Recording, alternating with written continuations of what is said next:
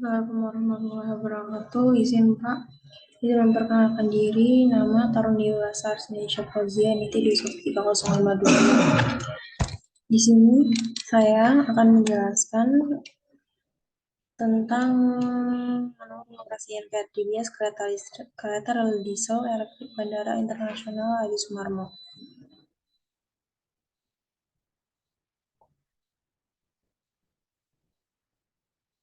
Nah, ini anggota dari kelompok saya, ada saya, Arya, Faisal, Habib, Kevin, dan Rahmat. Selanjutnya pada bab ini saya akan membahas tentang sistem pengondisian udara. Nah, ini deskripsinya yaitu unit AC 3601 merupakan tipe AC yang didesain untuk dipasang pada atap kereta atau roof mounted. AC 3601 memiliki bentuk ringkas atau compact, di mana unit kondensor dan evaporator unit menyatu dalam satu rangka. Unit ini terdiri dari dua sistem pendingin yang bekerja secara bersama dan dikendalikan melalui panel kontrol yang terpasang di dalam kereta. Unit AC dioperasikan menggunakan sumber tenaga listrik 380 volt dengan 3 fase 50 Hz. Untuk sirkuit utama, kompresor, kipas kondensor, kipas evaporator. Sedangkan untuk sirkuit kontrol menggunakan tegangan sebesar 220 volt. Pengoperasian switch panel. Untuk dapat mengaktifkan sistem pengkondisian udara pada kereta, operator harus mengaktifkan selektor switch pengkondisi udara pada switch panel 1 dan meja masinis pada kabin aktif. Operator harus memastikan selektor switch pengkondisi udara pada kondisi on. Apabila masih beberapa pada posisi off, operator harus memutar selektor switch searah jarum jam ke tulisan on. Pengondisian panel kontrol. Panel kontrol pengoperasian pengkondisi udara terdiri dari banyak komponen aktif yang mendukung pengoperasian pengkondisi udara. Komponen aktif panel kontrol akan dijelaskan, yaitu yang pertama ada suhu operasi yang dibaca melalui sensor suhu yang terdapat pada panel. Terdapat dua sensor, yaitu suhu analog. Pada setiap kereta, nilai pembacaan tertinggi dari dua sensor, yaitu suhu, akan menentukan mode operasi pengkondisi udara. Yang kedua ada mode pengoperasian PLC, yaitu mode otomatis, mode manual, mode backup manual. Yang ketiga ada mode sensor analog, yaitu metode operasinya yaitu dengan membandingkan hasil pembacaan tertinggi dari sensor untuk kemudian digunakan sebagai referensi penentuan mode operasi dari unit AC. Sensor ini akan bekerja ketika unit AC berada dalam mode PLC, yaitu di mana hasil pembacaannya sensor yaitu 100 akan masuk dan diolah. Selanjutnya yaitu ada mode fan, akan aktif ketika suhu kurang dari T3 pada mode ini. Evaporator pada AC-1 maupun AC2 keduanya akan beroperasi. Pada mode operasi ini, selektor mode harus berada pada posisi fan, kontraktor NFB, phase control relay, over under frequency relay. Mode operasi hub. Untuk mengaktifkan mode hub, posisikan selektor mode pada posisi hub. Kemudian aktifkan connector NVB, phase control relay, over under frequency relay, dan IFAB, NFB 1 dan 2. FAP, NFB 1 dan 2 aktif, CON NFB 1 dan 2 aktif, COM NFB 1, 2, 3, dan 4 aktif. Selanjutnya ada mode operasi full.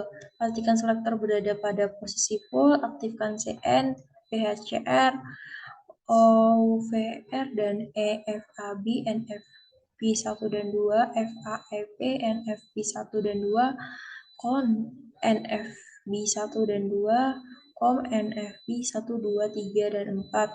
Selanjutnya ada evaporator FNB yang berfungsi untuk mengaktifkan dan menonaktifkan fungsi evaporator yang terpasang pada panel kontrol AC. Aktif dan nonaktifnya evaporator NFB akan mempengaruhi fungsi dari kompresor. Kondensor NFB berfungsi untuk mengaktifkan dan menonaktifkan fungsi kondensor yang ada. Proteksi, yaitu fungsinya terdiri dari untuk mengamankan unit pendingin udara, yaitu ada proteksi 3 fase, frekuensi, tekanan pada kompresor. HMI pada pelek kontrol berfungsi untuk menampilkan mode operasi dari sistem pengkondisi udara. Apabila menggunakan HMI, fungsi selektor mode akan digantikan oleh fungsi HMI. Lampu indikasi pengoperasian pengkondisi udara ada pada tampilan layar HMI. Semua kondisi komponen selama pengoperasian sistem pengkondisi udara akan ditunjukkan dengan aktifnya lampu indikator.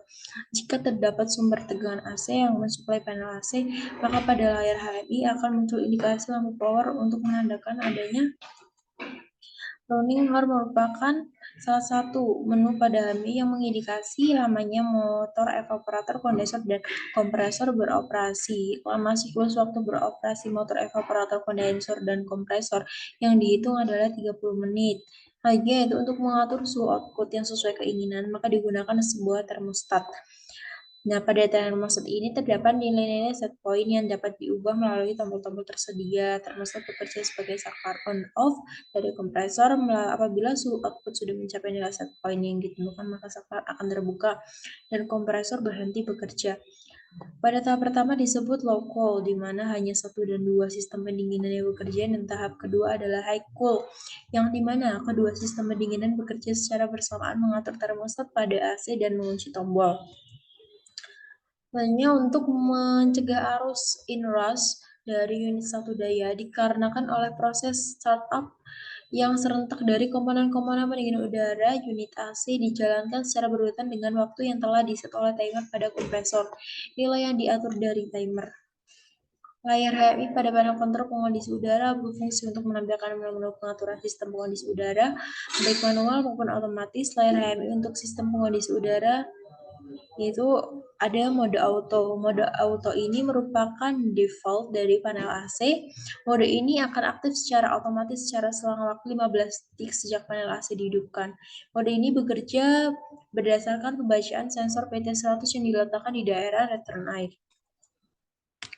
Mode manual harus diaktifkan secara manual oleh operator. Jika mode ini aktif, maka mode otomatis tidak akan bekerja. Setelah mode ini dipilih, maka operator harus memilih apakah AC bekerja secara fan, half, maupun full. Nomor gerbong, yaitu ada yang berfungsi jika nomor gerbong diisi 1 nilai, maka kompresor 1 6 detik, kompresor 2 12 detik, kompresor 3 18 detik, dan kompresor 4 24 detik. Selanjutnya itu ada tombol. Tombol untuk mematikan yaitu berfungsi mematikan kontrol PLC secara langsung. Operator dapat menggunakan tombol ini jika ingin mematikan fungsi dari PLC.